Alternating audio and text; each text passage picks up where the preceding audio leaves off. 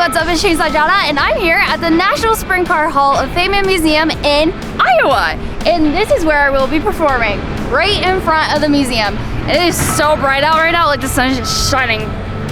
I need sunglasses or something. But we got the whole fam here, Ben's here, Banjo's here, got a couple things to sell, and I'm gonna be carving all day long, 7th, 8th, 9th, and 10th. So we're here for practically the whole week in Iowa, and I've never been in Iowa, and there's a lot of corn. Got one corn. And there's actually a video on this guy on our TikTok. It was when that whole viral thing happened with the kid and say like the corn song. It's cold. I can tell you all about it. You're here in Iowa. You're here in Iowa. It's our first time, both of us. Ben's been in Iowa before, but this is our first time in Iowa. What do you think? Kind of looks like Pennsylvania.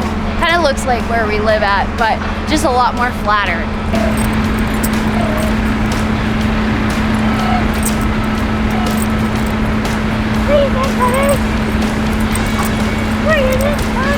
So we're going to be starting here soon. They have construction right beside us, so Bob said that they're going to wrap that up here soon. So let's go inside. Maybe Bob will give us a tour of the museum. So come on.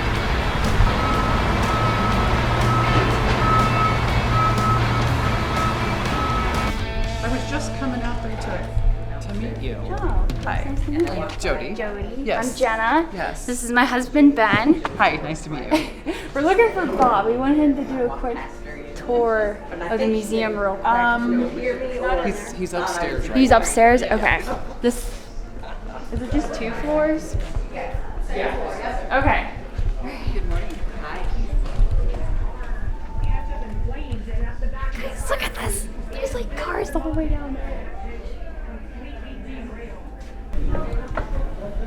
So the museum is 2 floors, I believe, and then there's like different outlooks. I'll let Bob explain it. He's going to explain it way better. Are you ready? Yeah, we're ready. This is our auction that we're going to have Saturday, so your bear is Oh, right there. Yeah, So that's perfect. we could kind of talk about the auction a little bit, and then go to the bear and end at the bear. Yeah. So this is Bob Baker. And Bob, do you want to tell them your title and give us a tour of everything? Sure. Welcome to the National Sprint Car Hall of Fame and Museum here in Knoxville, Iowa. And this is the running of the 63rd Knoxville Nationals, Wednesday, Thursday, Friday, and Saturday. We're up on our museum's 2nd floor right now, and all these items that we're going to walk by are all laid out for our auction, which is occurring on Saturday morning at 11:30. And Jenna was nice enough to provide us with a racing bear that she carved out. It's got a checkered flag and a tire under his arm, so we're excited about that. And just take a look with me as we go down. We'll look at some of the different items. We have a handmade quilt that incorporates a lot of the t-shirts from drivers over the past years. We have a Traeger grill, which is always a popular item. And you can see the illuminated signs, the Those artwork. are cool. I love that. The paintings. These are paintings. Who painted these? Bobby Moore, who sets up down in our lobby, will be painting pictures for this year's Knoxville Nationals. Okay. And these are pictures from last year's Knoxville Nationals that he donated to our auction for this year. So we'll have this year's pictures that he hasn't painted yet, and then we'll have the pictures from last year's paintings. So the grill, the Corvette grill, is part of a promotion we do. We give away a Corvette every year. This year we'll give away the Corvette on, August the 11th. So Sunday's the last time you can buy tickets, and we do the drawing on the 17th of August, so Saturday the 17th. And you can get tickets to try to win the Corvette, Torch Red Z06 convertible Corvette with the Z07 performance package. It's got everything on it. It's a wonderful car. We're going to draw for that car on the 17th of August. So you want to be around for that, or at least get your entries in anyway. But this is one of the extra prizes that we give away in our flash contest. We have a little photographer's wagon, lots and lots of paintings, one-of-a-kind memorabilia. We've got some Kansas City Chiefs football tickets with a Chiefs prize package. Kyle Larson autographed Indy car when he raced in the Indy 500 this year. One of our most anticipated items is this handmade table by Kenny Jacobs, one of our Hall of Fame inductees. It contains the autographed driver's uniforms of Brad Sweet, Kyle Larson, and Rico Abreu. So this is going to be one of our most popular items, we feel, along with our racing bear from Jenna. Aww. we don't have a name, Jenna. I think we're going to let the winner. Does he have a name? No, he doesn't. Whoever, he's nameless. So he's nameless. We'll have he's to just the racing bear for now. The racing bear for now from Knoxville. So the winner will have to name the bear. And of course, we have a giant U.S. General toolbox that we'll give That's away. handy. So, yeah. So let's go Awesome. downstairs. Let's take a break. We'll go downstairs and look through the museum real quick so you can see some of that. Little video thing through here. This is kind of cool. This is our Hall of Fame area. This is where everybody who's been inducted in the Hall of Fame has their picture on one of these kiosks. So you can see famous race car drivers, engine builders, car builders, promoters, writers, so nice. photographers, people who've made a lifetime dedication to sprint car racing in their life. So this is where they're honored as an inductee of the National Sprint Car Hall of Fame. I love that. That's really nice. Yep, you can really see the history of some of the big cars as they were called before they became sprint cars. Lots of personalities.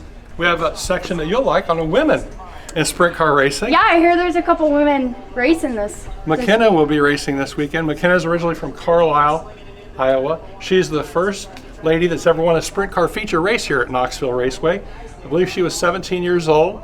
The next day she graduated valedictorian at her class at Carlisle High School, and then on the Tuesday night afterwards she was the ESPN Athlete of the Week on the ESPN show. So Tuesday night Athlete of the Week.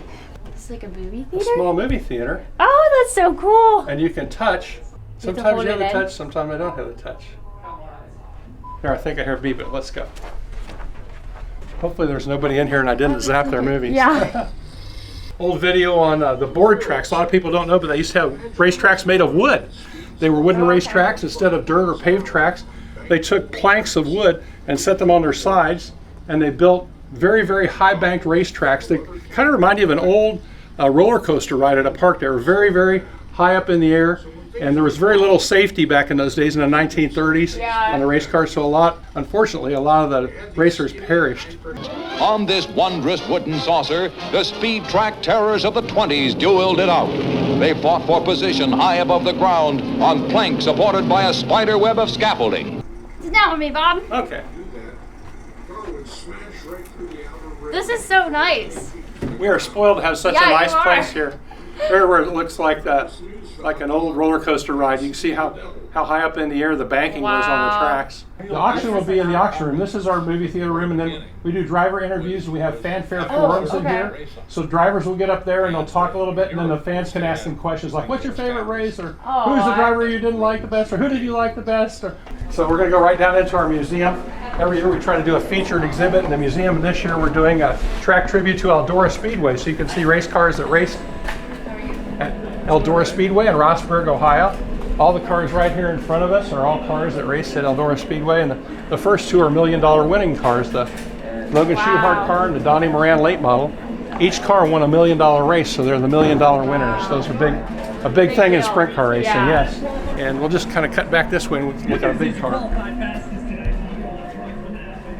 Back in the 30s and 40s, before they were called sprint cars, they were called big cars. So this is an example of a big car.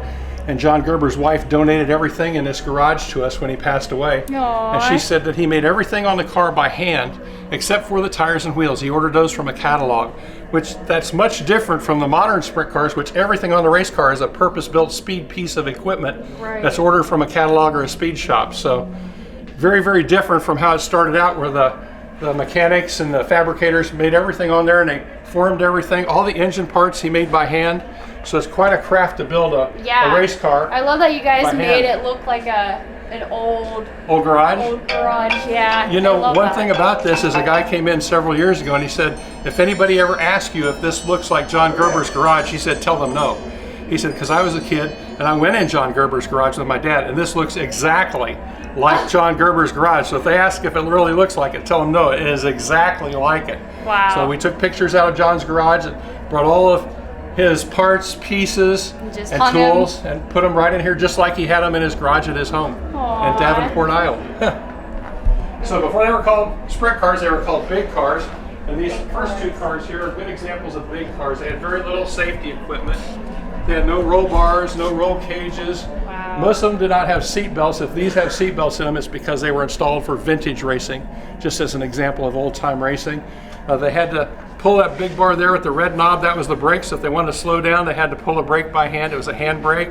If they wanted to get Stick more, your hand out of the vehicle just to pull it. Jeez. And then they had to also pump the fuel to the engine with that little cylinder there that you see. That's how they got the fuel to go to the engine. So do they have to do that the entire time that they're driving? They just have to keep. They're constantly So it's pumping like the fuel. pumping one hand and steer in the other hand. Yeah, and there's no power steering on these big old cars. And these cars weigh a ton. It takes about 4 of us to move one of these cars. They're not like the new lightweight aluminum cars that they race today. They're very, very herky and heavy. Wow. Very, very big cars. Look at this one. This one's cool. I like this one. Then they evolved into like super modifieds, which is like a squared off tail on the back of it. And then they became sprint cars. If you look closely on this one, you can see where the roll cage is bolted to the chassis. They didn't make it all as one piece. The old cars didn't have roll cages, and they started to adopt, back in like 1969-70, the roll cage concept in case the car turned over to protect the driver. Yeah. So why did the name change? Because this is where it changes. It kind of became big cars, then it became super modified stock car racing, and then it became super modified sprint car racing, and then it became just sprint car racing. Sprint car. Yeah, and they raced for years without the wings on the cars, and then they put the wings on the cars, which we just went by 2 cars. We'll look at some more wing cars, which is what we're going to race here this weekend for the Knoxville Nationals. They'll all be wing sprint cars, but the non-wing sprint cars were really the beginning of sprint car racing, right after the big cars, of course. This is our international section. Sprint car racing is very big in Australia, New Zealand. So this is the first car we've had in our museum from Australia, which was taken apart, put in a container, brought to America, put back together to bring it into our museum. So we're kind of excited to have this here for all of our fans from Australia and New Zealand to see a car from their homeland here in our museum. Did you just get this then? It's been here just a few months. A few months. Yeah, so it's relatively new. The cars in the museum come in and out fairly frequently. So if you come here for the Nationals and you come in here a month later, you're going to see different race cars. It's kind of like a movie theater. Nobody wants to go see the same movie all the time. So we change the cars in the museum out and rotate them to keep it fresh so that people come back in to see what's going on inside the museum. But this car, the 55, is one of the cars that's been donated to our museum. A gentleman who is a big motorsports enthusiast and fan of our museum, when he passed away, he donated the Elder Cadillac. His name was Bob Elder, out of the St. Louis area. And so when he passed away a few years ago, he left the car to us. So a few cars have been donated to us, but most of them are on loan to us. Are those tennis balls? Yep, they put the tennis balls inside there to keep the dirt out. Those are the injectors where the fuel is shot into the engine. It's called fuel injected, which most modern cars have fuel injection now. But they would put the tennis balls inside the injectors just to keep the dirt and dust out as they were transporting the cars to and from the racetrack, or as it sat in the garage over the winter months. This is a Jan Opperman car, and Jan was one of the original outlaw drivers. He didn't really follow a group or a sanctioning body. He just went wherever it paid the most money. Yeah. And so he was one of the true original first outlaws, and that's the hippie hat that he wore. It's the original hat that Jan actually wore. And this is the car he raced. These are the real race cars. They're not replicas or cars, they're models that are made to look like. These are the real race cars. Era Sprint Car Garage. It's the Bob Trossel Garage. Bob grew up and was raised very few blocks away from the Iowa State Fairgrounds in Des Moines, Iowa. And this is the size of the garage that he built over 500 race cars in. Wow. He built all the chassis, and this is the first chassis he built. And Shane Carson actually drove this car. Shane, say a few words to the audience. I'm glad you came over to the Bob Trossel Garage. Things are fixing to happen here. We've got a schedule that runs all week. The autographs are done by all the drivers, new and old. And it's a great time for the fans to come and see them and meet them, get a picture with them, get an autograph from them. Wow. So, you know, I grew up working out of this shop, so it was kind of a pretty cool thing for me. Yeah. Have an engine in them this size. It's a 410 cubic inch engine, 410 cubic inches. They're good for about 7 to 8 races at a big track like Knoxville. Then they have to be sent back to the engine builder to be freshened up.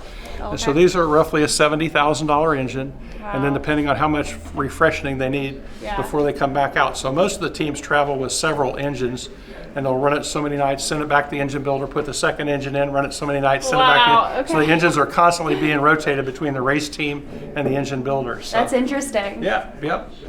So much history here. There is. One of our fun things that we have is our dirt display. Who would ever thought you'd have a dirt display? And you try to pick out the dirt from your favorite racetrack. Let's see if we can find Knoxville here as we're looking through here. Usually it's pretty, here it is.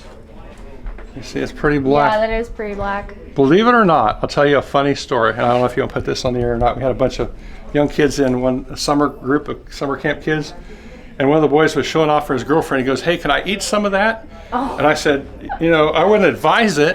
He said, "Well, I'd like to." And I said, "I'm not going to stop you, but I wouldn't do it." I'm not going to. So he took a little pinch and ate it. He goes, "You know what?" And I go, "He goes, it tastes like dirt." And I go, "It is dirt." Yeah. Kids are crazy.